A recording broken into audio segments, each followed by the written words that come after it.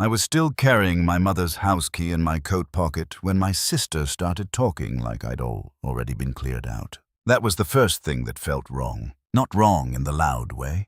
Nothing that a stranger in the room would have turned their head for. Just my younger sister Carol standing at the receptionist's window in her black wool coat funeral program, tucked under one arm, saying we're all here now. We can probably get this wrapped up pretty quick. Wrapped up, like my mother's life was a bake sale and the folding tables needed putting away. I stood 3 steps behind her with a manila folder under my arm, full of things nobody had asked me to bring, but I brought anyway: utility receipts, the February furnace invoice, the property tax stub, the spare garage key on the little brass ring with a chipped blue tag. Habit, I guess. Or maybe because for the last 6 years, when something had to do with my mother's house, it usually came through my hands sooner or later. The law office sat 2 blocks off the square in Bedford, over the insurance place, and across from the Methodist church where we'd buried her an hour earlier. March cold still clung to everybody's coats. The waiting room smelled like carpet cleaner and old coffee. There was one of those fake ficus trees in the corner, and a stack of Indiana Farm Bureau magazines fanned out on an end table like anyone had ever come there early enough in life to read them for pleasure. Carol turned when she heard my shoes on the tile and gave me that soft little smile of hers, the one that always looked kind to people who didn't know her well. "There he is," she told the girl at the desk. "My brother Walter. We're just waiting on him, then we can get started." I was standing right there when she said it. The receptionist, a young woman with a pink sweater under her cardigan, smiled at me, the same way people smile at older men in waiting rooms, pleasant, a little rushed, already moving on. "Mr. Halpern will be right with you folks." Carol thanked her in that warm church lady voice that had carried her a long way in this town. Then she reached over and touched my sleeve. "You doing all right?" It was the kind of question that sounds caring if you don't hear the rest of the room around it. "I'm here," I said. "Well," she said, drawing the word out, gentle as cream, that something. Julie was already seated by the wall, hands folded over her purse, crossing and uncrossing her ankles. Middle sister. 63, and still looking like she was apologizing for taking up a whole chair. She gave me a little nod when I sat beside her. "You get the flowers from the church?" she asked. "Left 'em on the kitchen counter. Didn't seem right to leave 'em in the car." Julie nodded. Mama would have liked that. Carol sat across from us and set her handbag on the chair nearest the window.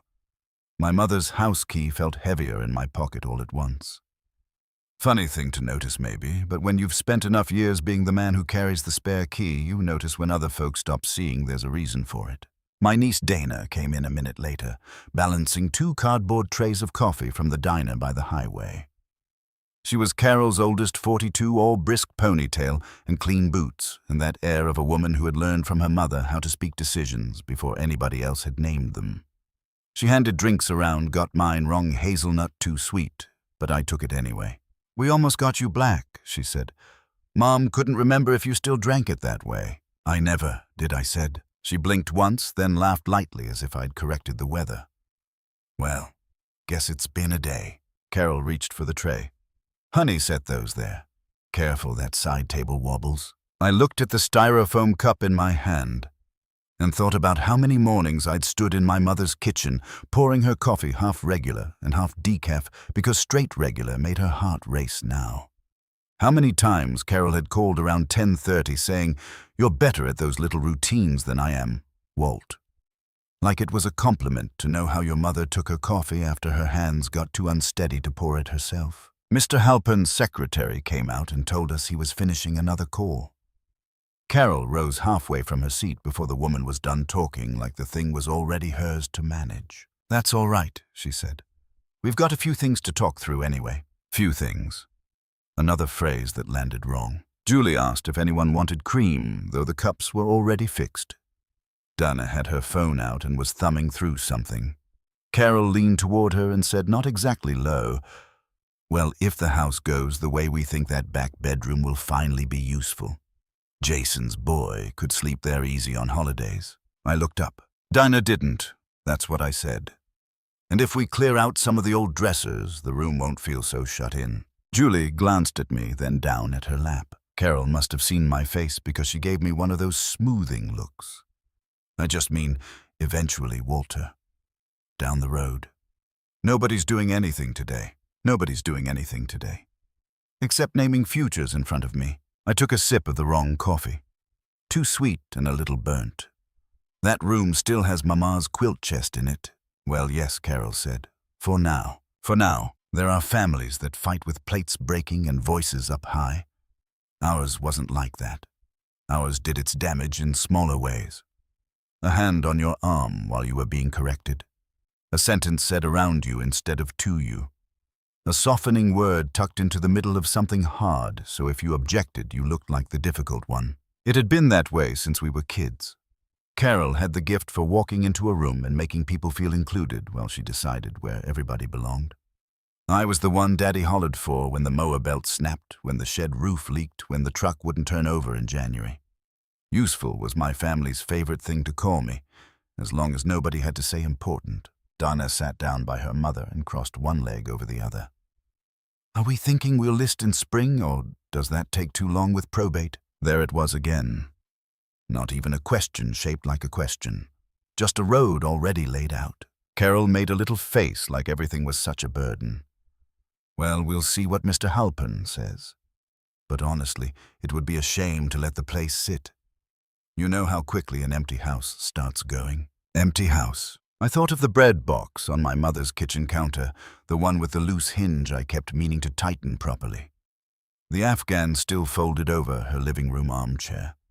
The blue bottle of dish soap by the sink because she never liked the lemon kind. Empty house. I was over there yesterday morning, I said. Carol turned that soft smile on me again. I know you were. I'm just saying it's not sitting. No one said it was Walter. That was another of her tricks. Slide the meaning just enough that you sounded clumsy trying to pin it down. Julie cleared her throat.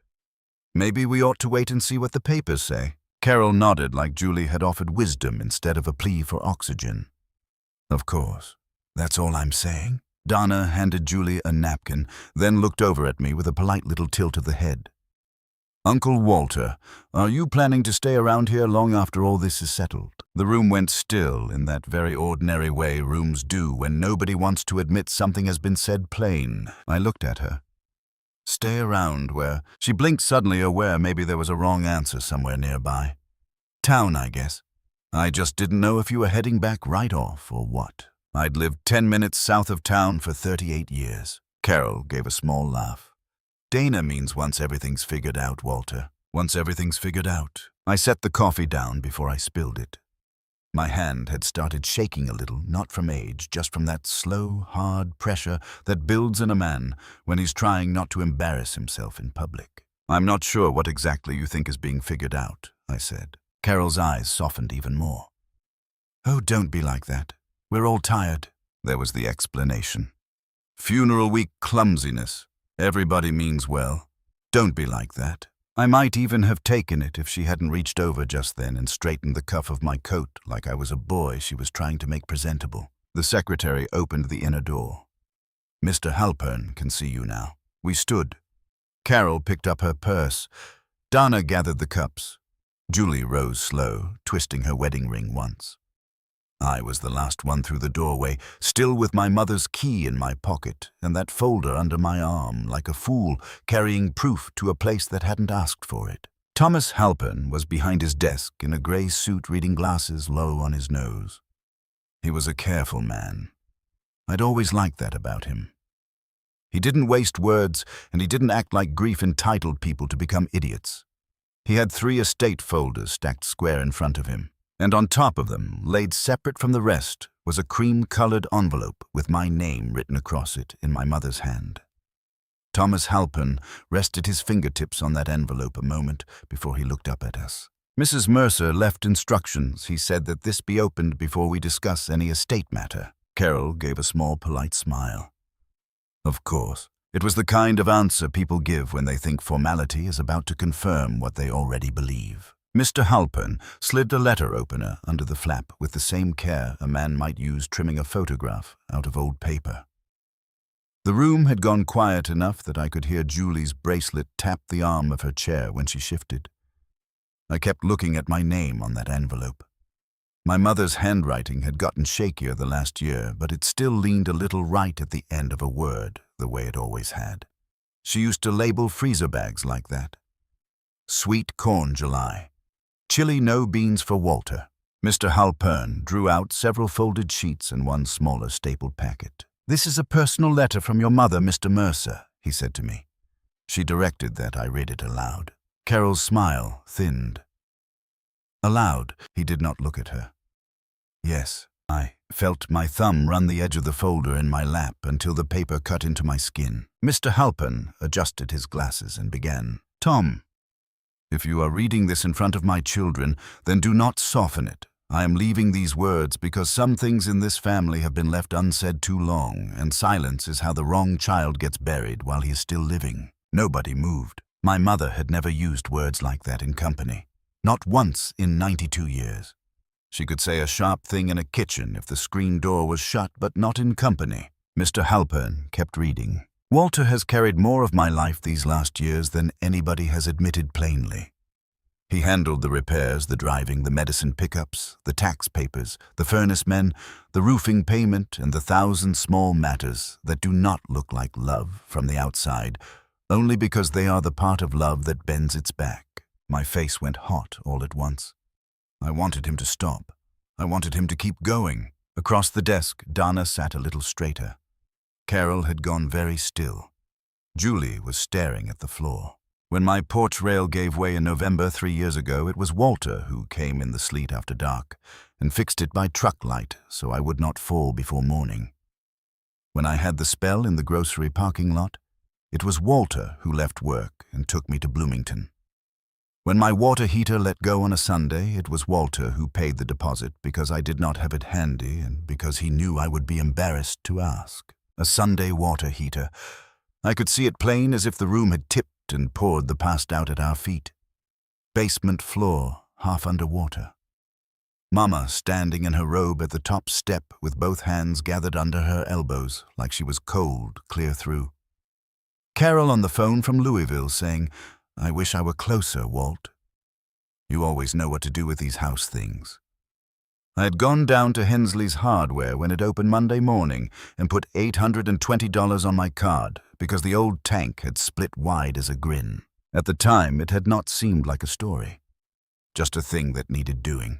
Mr. Halpern turned the page. I've heard it said more than once that Walter was already helped, already provided for, or already had his share.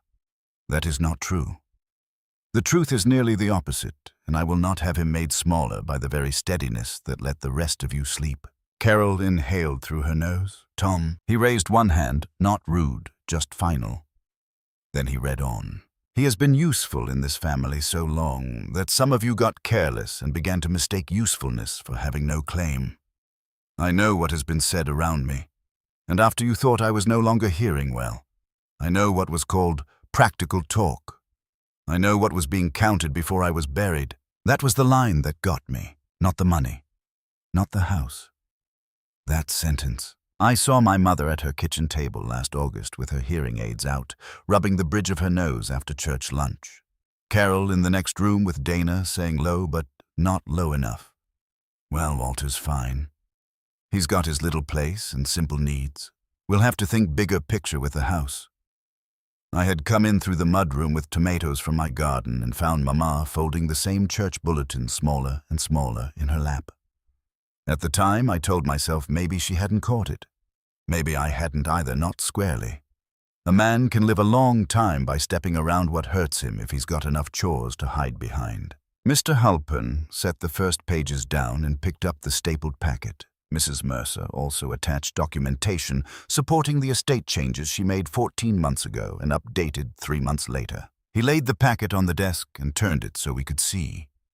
Check copies, a narrow handwritten ledger in my mother's neat block print.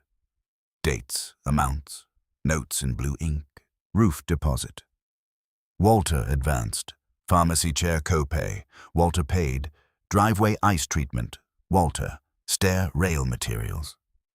Walter, home nurse weekend hours, Walter covered shortage. Dana leaned in a little despite herself. Julie put a hand to her mouth. Carol spoke first. Well, now that's not the full story. Walter always insisted on doing things his way. I looked at her then. Really looked. There was no confusion in her face, no shock. Only the quick, smooth reaching for a version of the world she could still live in. Mr. Halpin took up another sheet. There is also a signed memorandum from Mrs. Mercer regarding changes to title transfer on the residence and to authority over its contents. Carol's head turned. Authority, he read without hurry. I am placing sole immediate authority regarding my residence, its contents, and any decision about sale, retention access, or removal with my son, Walter Dean Mercer. I do this because he has been treated as though he is only labor and not belonging, and because I no longer trust assumption to keep faith with fact. The blood beat in my ears. For a second, the room seemed very far away from me, as if I were hearing all this through the old kitchen vent at Mama's house when somebody talked in the next room. Julie whispered, "Oh my God." Carol laughed once. Just breath, almost nothing. Mother was upset. She was old. People say strong things when they're frightened. Mr. Halpin folded his hands. Mrs. Mercer made these revisions across multiple meetings, Mrs. Grady. She was specific each time. Carol turned to me then, and I saw the old move starting up again. The one where she tried to get ahead of a feeling by calling it unfortunate instead of true. Walter, nobody's saying you didn't help. We all know you did practical things. Practical things. My whole life had been built out of those two words in that family. When Daddy's hip went bad and somebody had to mow both properties for a summer, that was practical. When Mama couldn't read the insurance forms after her cataract surgery, and I sat there with a yellow notepad writing questions for the billing office, that was practical. When I missed 3 days fishing on Kentucky Lake because the home nurse quit without notice, and Carol had a women's retreat at church, that was practical too. What none of it ever was, apparently, was central. I heard my own voice before I'd decided to use it. Funny how the practical things always seem to happen where people live. Nobody answered that. Mr. Halpern looked at me, then back to the papers. There is one final paragraph in the personal letter. He lifted the page again. If this reading is difficult for anybody, that is not because I was unclear. It is because clarity arrived late. Walter has let himself be used quietly, and I have let it happen too often because he was the child I did not worry would leave me standing in a parking lot or a clinic hallway. That was my comfort, and it became his injury. For that I am ashamed. I put my eyes on the desk because I could not do anything else with them. My mother had never said she was ashamed to me. Not once. She came from people who apologized by bringing over pie or mending a hem. Hearing that word in her voice even through another man's mouth felt like somebody had taken a pry bar to a board I'd spent 50 years pretending was nailed down for good. The first time I remember that old wound was 1967. Summer Daddy under the hood of the Chevy with me holding the flashlight. I was 12. Carol had just come back from winning some church youth ribbon for a reading contest, and Mama kept saying, "That girl can walk in any room and make people love her." Daddy wiped his hands on a rag and told me, "Not everybody's made for the front of things, son. Some people are what keep the front from falling down." He meant it kindly, I think. That was the trouble with my family. The roles came wrapped in kindness half the time. By the time you felt the bruise, nobody remembered throwing the thing. Carol sat forward. "Tom, surely this doesn't mean Walter decides everything permanently.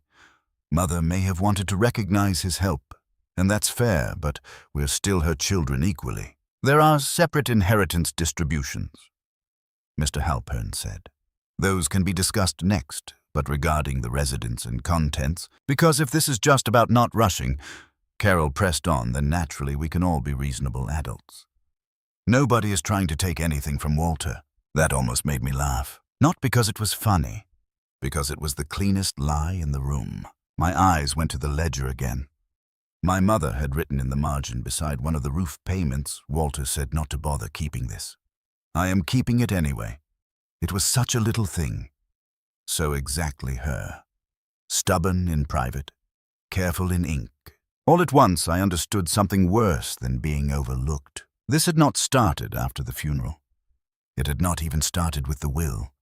It had been going on while my mother was alive, while she was sitting there with her weak coffee and church bulletins and hearing more than we thought she heard. Carol and Dana had not just assumed the future, they had practiced it in front of her. They had let a whole story harden around me while I kept bringing over salt for the driveway and batteries for the smoke detector and pretending that counted as being seen. I had stayed quiet too long because quiet men can hide inside usefulness. If you are always fixing what is next, you do not have to stop and ask what your place is worth when there is nothing left to fix. I had let myself believe the work would speak.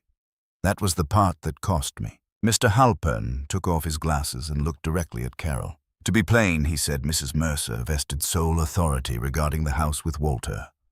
That is not symbolic, and it is not temporary, unless he chooses otherwise. Carol kept her face arranged for another second or two after Mr. Halpern finished speaking like a woman waiting for the room to remember its manners and rescue her. When nobody did, she let out a breath through her nose and turned to me. "Well," she said, smoothing the front of her coat, "I think we all need to take a minute and not make more of this than Mother intended." There it was again. The reaching hand. The soft cloth they'd always thrown over a hard truth when it landed in the wrong place. I looked at her, then at the papers spread across Halpern's desk. My mother's ledger. My name in her hand. The little blue ink notes she'd made in margins because she came from women who believed if you wrote a thing down carefully, maybe life couldn't distort it so easily. "For years," I said, and my voice sounded lower than I expected, "you all have been making less of things than they were." Carol's eyes flicked up, surprised maybe that I'd spoken before she'd got the room back under herself. "Walter," she said, and there was warning in the softness now. "This is a hard day for everybody." I nodded. "It is." Then I turned to Mr. Halpern. "Go on." Carol's head came around fast. "We don't need to do this all at once." Mr. Halpern settled his glasses back on. Mrs. Mercer left no room for delay on this part. Dana shifted in her chair. Her coffee cup made a faint wet ring on the side table. Julie still had one hand near her mouth, like the whole room smelled different now and she wasn't sure how to breathe in it. Mr. Halpern read the rest of the residence instruction practical and dry where the letter had been personal. Title transfer language. Access. Authority over contents. Inventory before removal. Nothing dramatic in the words themselves, but every sentence sounded like a board being laid down across moving water.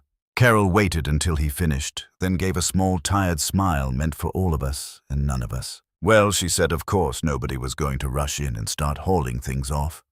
This all seems a little formal for what we would have handled as a family anyway." That was when Julie finally looked up. "No," she said, "nobody in our family ever heard Julie first. She was the one who mailed birthday cards on time, sent casseroles after surgeries, and disappeared before anybody could ask where she really stood. Hearing her speak plain was like hearing a spoon hit the floor in church." Carol turned. "Excuse me." Julie swallowed and twisted her wedding ring once hard. "No, we wouldn't have handled it as a family. You were already talking like the house was settled. We all were, maybe. But you were." Carol gave a little laugh of disbelief. "Julie, honestly." Julie kept going, and I could see the effort of it in the tightness around her mouth. "Walter did more for Mama than the rest of us put together, and everybody in this room knows that." Donna straightened up. "Mom helped plenty." "Sure she did." Julie said not even mean, which made it land harder. "But helping isn't the same as carrying." Silence opened up after that. Not the shocked kind, the tired kind. The kind that comes when a lie gets named correctly and nobody has the energy to drag it upright again. Carol looked at me then, and for the first time that day I saw something underneath the poise. Not sorrow. Not guilt exactly. Something sharper. A person realizing the old arrangement had broken in public. "You could have said no," she said to me. It took me a second to understand what she meant. Then I did, and I almost smiled. After all of it, that was the road she chose. Not that I had done what I'd done, that I had failed to refuse it properly enough for her taste. "I could have," I said. "Same as you could have said thank you." Her face changed a little at that.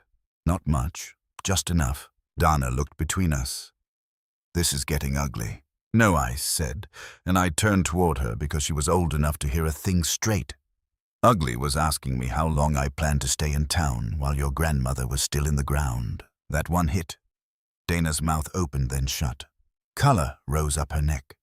Carol started to speak, but I didn't let her. "You all got used to me being useful," I said.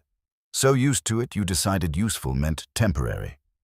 You talked about rooms in that house like the walls hadn't heard my truck in the driveway every week for years. You talked about what Mother would have wanted while she was sitting there hearing more than you thought she heard." Carol's chin lifted. "Nobody said you didn't matter." I looked at the letter again, then back at her. "No," I said. "You just talked like I was already accounted for." That shut the room. Mr. Halpern sat still as a fence post, but I could feel him there the way you feel a courthouse behind a judge even when nobody's speaking. That helped more than I expected. Not because I needed rescuing, because for once somebody besides me was in the room measuring what was being said. Carol folded her hands in her lap. "So what now? You're going to lock us out?" Her voice made it sound small mean beneath her. "Another trick. Take the thing they've pushed you to and turn it into ugliness before you decide whether to do it." I thought about my mother at that kitchen table.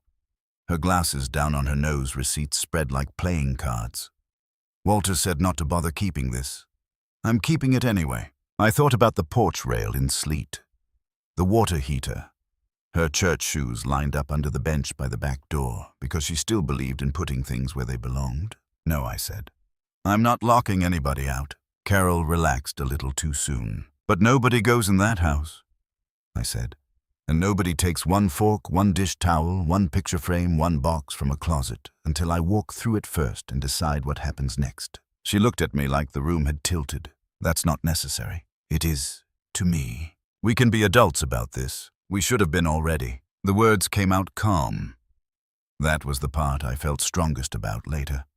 Not that I said them, that I didn't have to raise my voice to make them true. Dana stared at the carpet. Julie let out a breath that sounded like it had been living in her chest for years. Carol tried one last time. Mother was emotional. She may have overcorrected because she felt bad. I looked at her sister, to brother old as dirt and just as tired. "Maybe she did feel bad," I said. "Looks to me like she had reason. You could have heard that fake ficus drop a leaf." Mr. Halpern cleared his throat softly and began gathering the residence papers into a neat stack, setting them in front of me instead of the middle of the desk. It was such a small motion, but I felt the whole day turn on it. All morning I had been the man at the edge of the conversation. Then without fanfare the papers came to me. "There will be other matters," he said. "But not today if the family would prefer time." Carol was the first to stand. "Yes," she said. "I think that would be best." She picked up her purse too quickly this time, and for once she didn't touch my arm on the way out. Dana followed her quiet as I had ever seen her. At the door she glanced back toward me, but there wasn't anything to say. Not yet. Maybe not for a while. Julie rose slower. She came around my chair and laid a hand on my shoulder. It was the first thing anybody had done all day that didn't feel like steering. "I'm sorry," she said. I nodded. "I know." That wasn't forgiveness. It wasn't punishment either. Just the truth. She'd known. Maybe not all of it, not in the ledger and lawyer way, but enough. We both understood that now. After they left, Mr. Halpern handed me the envelope itself. The paper was warm from his fingers. Mine were colder than I'd realized. "You all right to drive?" he asked. "Yes." He studied me for a second. "Your mother was very clear." I looked down at the slope of her handwriting on the front. Walter Dean Mercer. Same hand that had written lunch notes, Christmas tags. And once years ago, my name on a brown paper sack with 2 ham sandwiches because I'd been leaving before daylight to help a neighbor bale hay. "Yeah," I said. "Looks like she finally was." Outside the square had gone gray with late afternoon. The funeral clouds hadn't cleared. I sat in my truck for a minute with the heater running and the papers beside me on the seat. Then I drove to my mother's house instead of my own. The gravel in her driveway still had tire tracks from people coming and going after the burial meal. Her porch light was on, because I'd left it on that morning, same as I had every winter evening once she stopped trusting the dark between the car and the door. Inside the house held that used-up quiet homes get after company has been through them, a dish in the sink, 1 spoon on the counter, her cardigan over the back of the kitchen chair.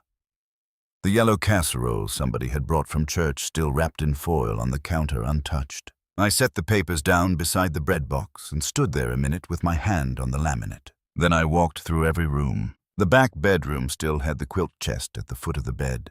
The cedar smell lifted when I touched the lid. In the bathroom, her hand towel hung crooked where somebody had dried their hands too hard. In the living room, the Afghan was folded over the armchair in thirds exactly the way she did it. Nothing had changed, and everything had. By the time I stepped out onto the back porch, the light was going.